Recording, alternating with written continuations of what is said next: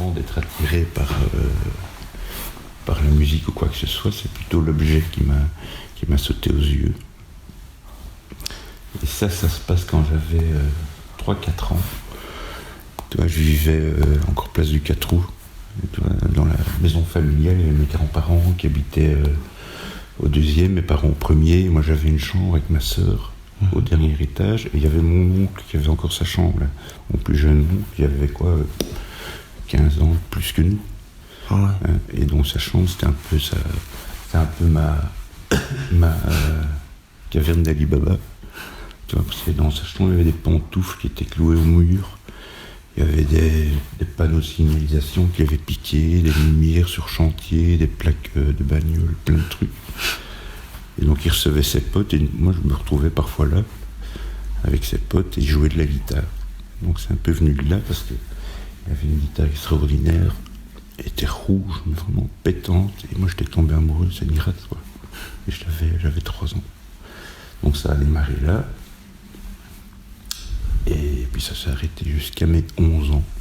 Non, mes 10 ans, je crois. Donc j'ai fêté ma communion solennelle en bon catholique. Et mon oncle m'a offert une guitare, Pierre. Et donc il me l'a accordé parce que j'étais gaucher, donc il a changé les cordes. Et pendant un jour ou deux, j'ai essayé d'apprendre les jeux interdits, quoi, tu vois, le bête morceau que tout le monde apprend. Et ça a duré 2-3 jours, puis ma guitare s'est désaccordée, et puis je savais pas comment il fallait faire, donc elle est restée sous mon lit. Et puis on a déménagé avec Papou et Mamita à Genneval. Et là j'ai suivi avec Cathy des cours chez une particulière, on a suivi 5-6 cours, et elle nous a appris à lire une tablature, à nous dire ce qu'était une grille d'accords, à faire 2-3 arpèges, des battements, et puis on s'entraînait comme ça, quoi. Donc, après ça, on a commencé à reprendre des chants qu'on trouvait dans les chansonniers scouts. Tu vois, tu avais les accords sous les couplets, les refrains, et tu avais une grille d'accords derrière, et comme ça, on apprenait. Et moi, j'ai continué tout le temps.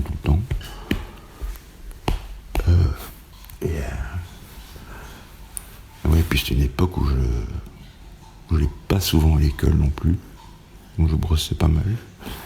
Et donc je passais mon temps dans la rue du Midi parce qu'il y avait plein de magasins d'instruments de musique. Il y en avait beaucoup plus qu'à l'heure actuelle.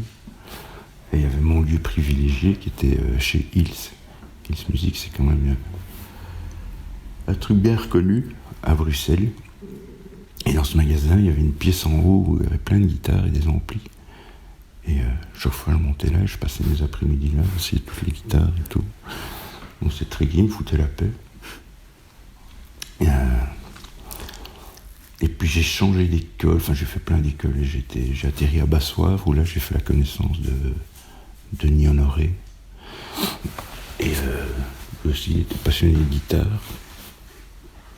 Donc on a un petit peu joué ensemble, mais lui il se voyait déjà au haut de l'affiche, comme dirait l'autre, là. Il se voyait déjà artiste, quoi. Donc j'ai pris un peu de distance, et moi je me suis amusé à faire mes compos de mon côté. J'avais toujours ce rêve en tête de reprendre la musique, ou du moins d'avoir une petite pièce sympa pour moi, pour faire la musique. J'avais toujours rêvé ça.